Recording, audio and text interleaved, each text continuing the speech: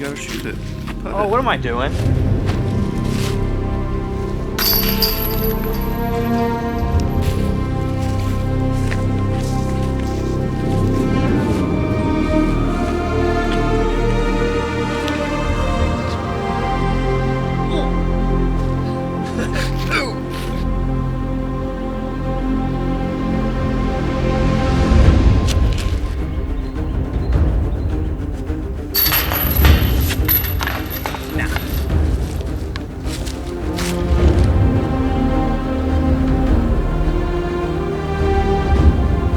Worked out real nice like.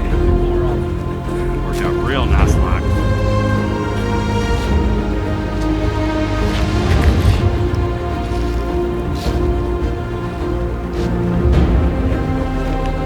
Yeah, that was that's unfortunate.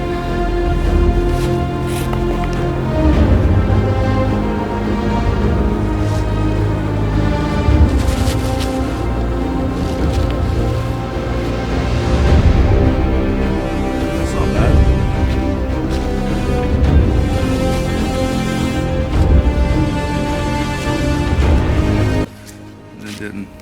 Hole 14, tell us the score, Jake. Tell us the score, what are we? Well, right now, I am down by 1. So that means you are what? You are even? I'd rather just say I'm up by 1. I'm winning. Oh yeah, you are winning. But what is it? Are you even? I don't know. I think you're even. I'm +1. Tell us a story. Tell you a story.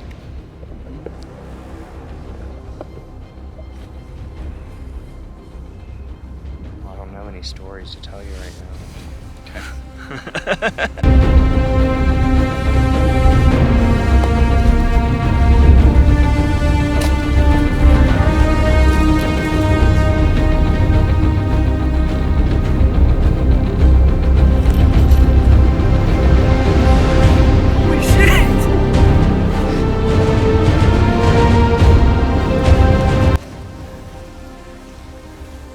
So I'm up 3 with 2 holes left. How do you feel? I feel like poo. I don't feel good about this. I need him to put it in the water. I don't feel good about this for you either.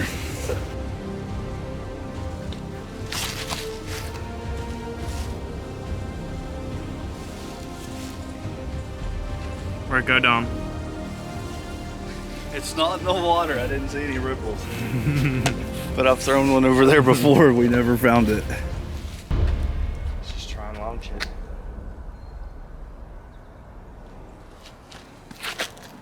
Oh, that's terrible. All right, Jake's +2 on the last hole. He made one up. So last hole right here, hole 18. Can he catch up?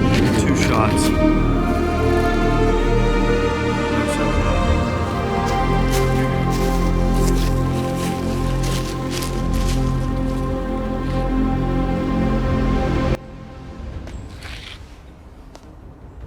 What you got to do is you got to aim for the tree. That's my secret. But you'll never hit that tree if you aim for it. Every time I aim for it, I hit it.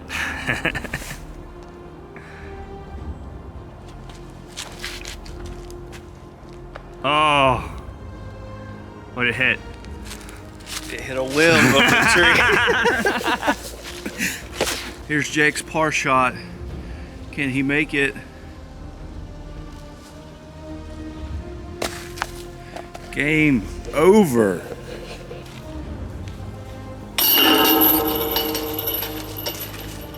Done. What is going on, guys? Welcome back to Warrior in the Garden. Today we're out here playing some disc golf. I'm with one of my best friends, Jake Palmer.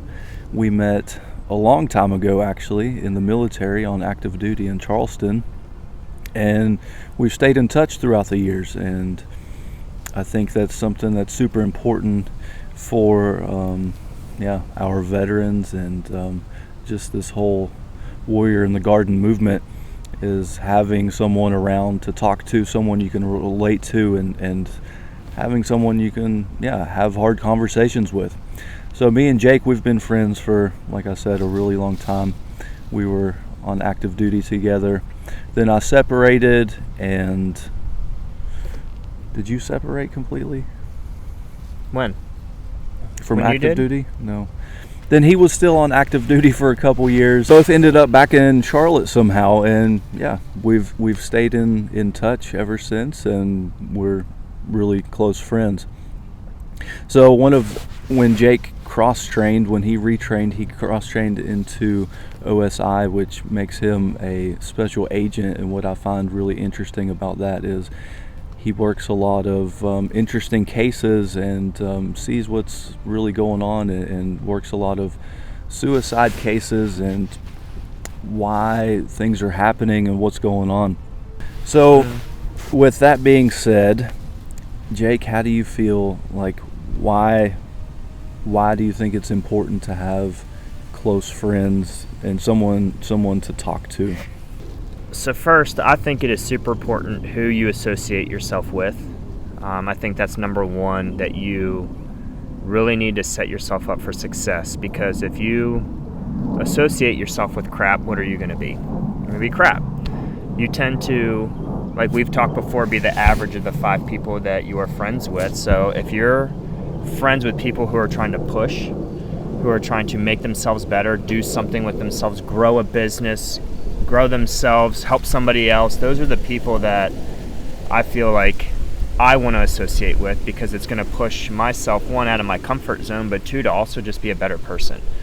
So if you're really with us, I think the reason why we have gotten together, or we've gotten along so much, is that we both have the same mindset when it comes to these kind of things. I mean, you're growing your own company, and you were doing that, and I was also pushing you at the same time. I don't think you ever really knew it, but I really was pushing you to do better with it and keep it going. No, for sure. I definitely recognize that, and I really appreciate you helping me out with all that.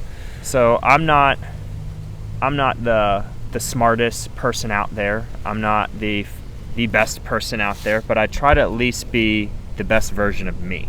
And I think that over the years, I have realized, even myself, that there's a lot of things that I needed to change just within me, that I have focused on and I've worked for the last 4 years. Being out of the military has helped me understand that, but has also made me have to realize that out here in the civilian side, you really have to push yourself even more.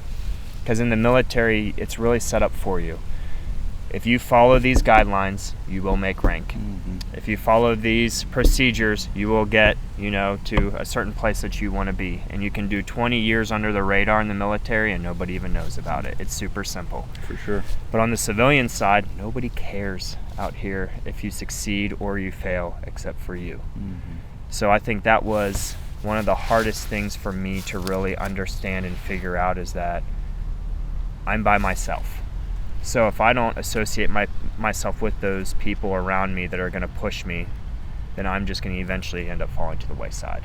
I think that's what's super important, especially here, having you here and having somebody that has been through the military with you, because you have that mindset, but also you understand what we did, where we were coming from. I mean, you take people from across the world and throw them all together, and you got to make it work. We can relate to each other. We have that camaraderie built. We've been through, even though we haven't been side by side through every single step through our military time, we can still relate. We know exactly the hard, difficult times that we've been through. It is. So it's really easy for us to build a bond through that and really connect through that. We also had too, I mean, if you think back to when we were in Charleston and just having conversations about, these are things that I want to do with my life. And it's funny to see that, like, we actually, for the most part, did those things. If you go back and think about it, you wanted to go to Germany, you wanted to travel, you wanted to build your career, you wanted to come back to the States, grow that, and you did it. In the military, we both did not want to be public health that we went into. I mean, it was chosen for us, but, right. God works in mysterious ways. Right.